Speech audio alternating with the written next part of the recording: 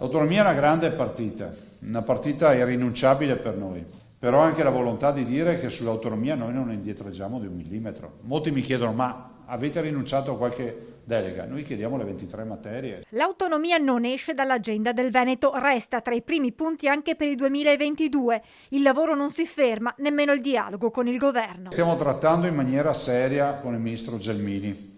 Vi annuncio anche che ho incontrato il ministro Franco per l'autonomia.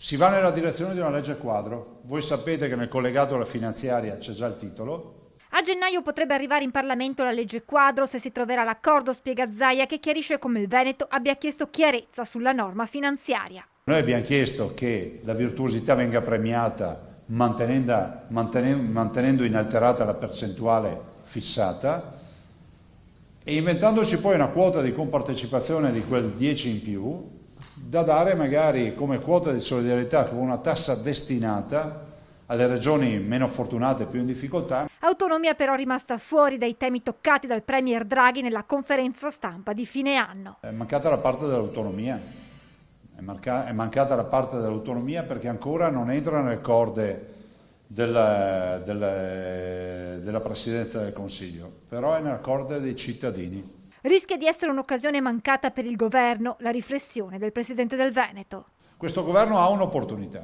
scrivere una pagina di storia. Se non la scriverà, passerà qualcun altro e la scriverà.